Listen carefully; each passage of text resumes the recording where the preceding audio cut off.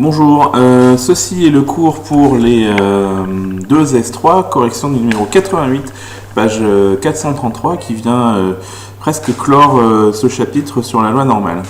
Donc dans un centre de collecte de sang, on commence par mesurer la température corporelle et la pression artérielle des personnes qui se présentent pour un don.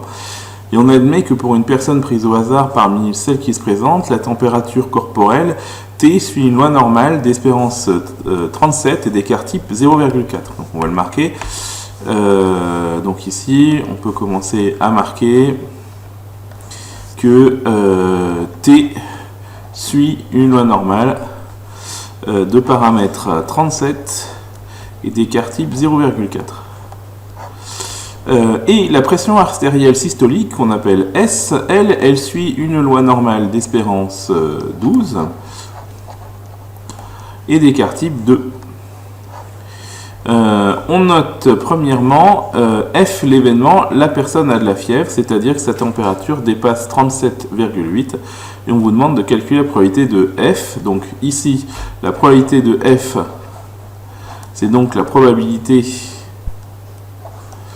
que T soit supérieur ou égal à 37,8. Et comme T suit une loi normale centrée réduite, on peut donc dire qu'on peut calculer ça avec la fonction normale frep.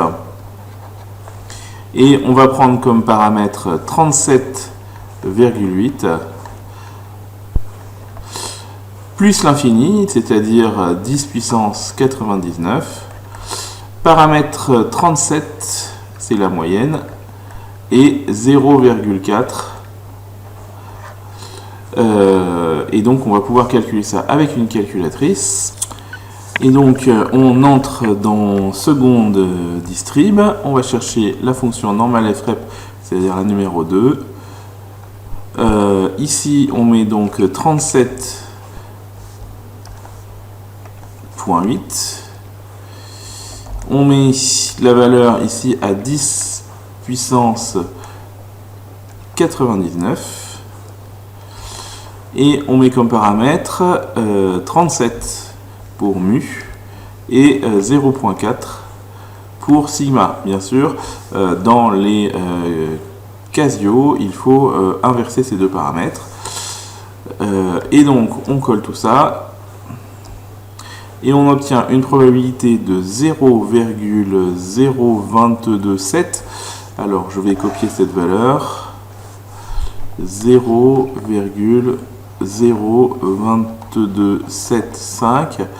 On ne me donne pas de précision ici quant au nombre que je dois obtenir. Donc, je vais par défaut prendre par 10-4. Et puis après, je verrai ce que j'en fais. Donc 0,0028, puisque ici c'est un 5. Voilà pour la question numéro 1. On passe à la question numéro 2. On note H, l'événement, la personne est hypotendue, c'est-à-dire que sa pression artérielle systolique est inférieure à 9. Donc on va s'occuper de ça. Donc P de H, c'est donc la probabilité que S soit inférieur à 9. Donc même remarque que tout à l'heure, c'est normal frep.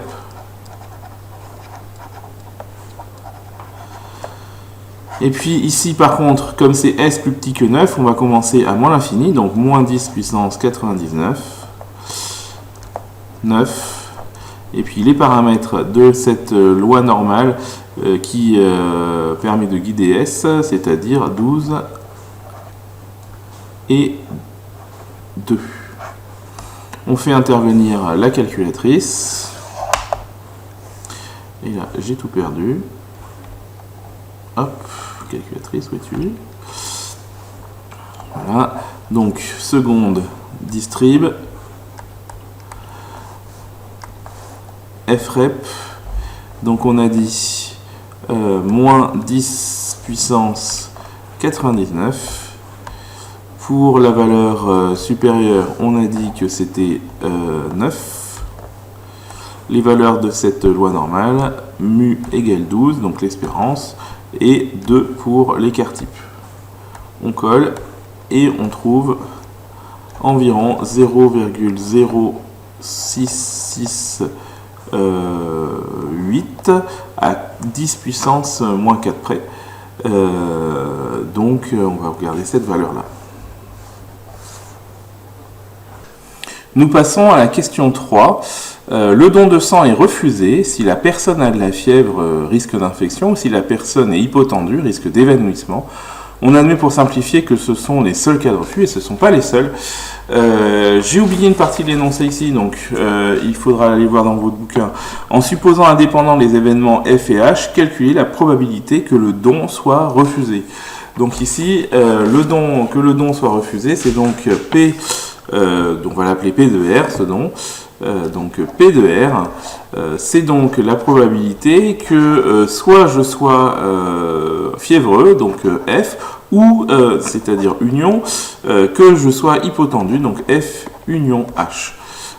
Ici, un petit rappel de cours, je rappelle que probabilité de A union B, eh bien, c'est la probabilité de A plus la probabilité de B, moins la probabilité de A inter B. Avec ce dessin-là que vous connaissez tous, hein, avec l'événement A, l'événement B. Ici, on a A inter B au milieu, qui est compté 2 fois si on fait P de A plus P de B. Et donc, du coup, on enlève une fois. C'est pour ça qu'ici, on a un moins P de A inter B. Donc, la probabilité du refus, c'est donc la probabilité de F qu'on a calculée dans la première question, plus la probabilité de H qu'on a calculée dans la deuxième question, moins la probabilité de F inter H. Le problème ici, c'est que vous ne connaissez pas la probabilité qu'on soit fiévreux et hypotendu en même temps. Mais ici, un argument va vous permettre de répondre. Vous savez dans l'énoncé que F et H sont indépendants. Et donc, comme ils sont indépendants, vous allez pouvoir dire que la probabilité de F inter H, c'est la probabilité de F fois la probabilité de H. Je rappelle que ce qu'on a vu, c'est que quand deux événements sont indépendants, les deux événements A et B, la probabilité de A inter B, c'est P de A fois P de B. Ce n'est que dans le cas d'indépendance entre les deux événements. Donc ici, on va donc pouvoir dire que c'est P de F plus P de H moins P de F fois P de H. Il ne reste plus qu'à utiliser les résultats de la question 1 et de la question 2 pour trouver le résultat. Voici ce que ça donne. Alors ici, j'ai mis le résultat de la première question dans une variable mémoire qui s'appelle F. J'ai mis le résultat de la deuxième question dans une variable mémoire qui s'appelle H. Et je calcule F plus H moins F fois H. Donc c'est-à-dire P de F plus P de H moins P de F fois P de H. Et j'obtiens le nombre 0,08803, etc. Si j'arrondis à 10 moins 4, j'obtiens 0,0880. Et donc, du coup, j'obtiens ici, je vais le marquer, environ égal à 0,0880. Donc voilà pour la probabilité du refus de cette troisième question. Nous passons maintenant à la question petit 4. Donc 4, petit a. La personne s'est vue refuser le don de sang. Donc là, on sait d'avance que la personne s'est vue refuser le sang. Quelle est la probabilité? Quelle est de la fièvre? Donc ici, il s'agit bien sûr d'une probabilité conditionnelle. C'est pas la probabilité qu'on ait de la fièvre, sachant qu'on s'est vu refuser le don de sang. Donc c'est P de F sachant R.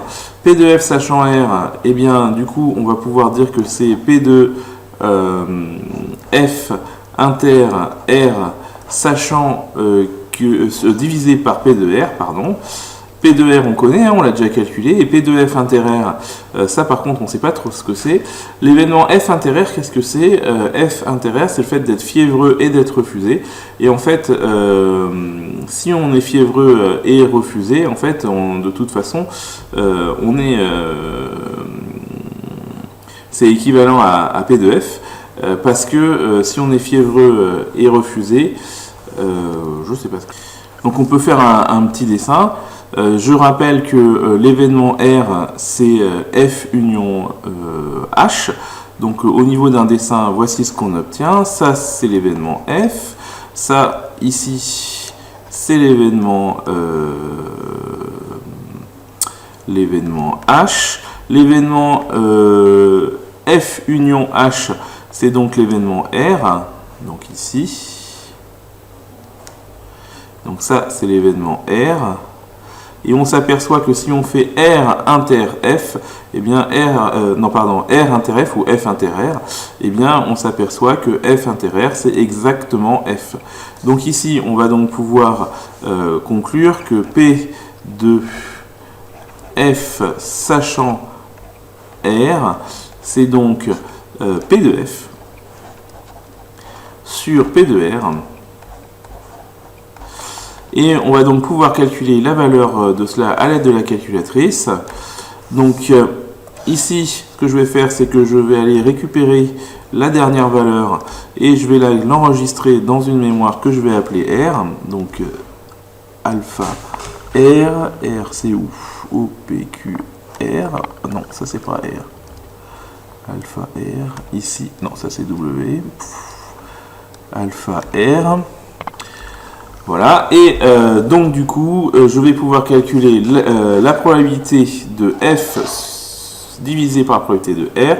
Donc il suffit d'écrire alpha F, alors alpha F divisé par alpha R, par R quoi, PQR, voilà, et j'obtiens une probabilité égale à 0,2584.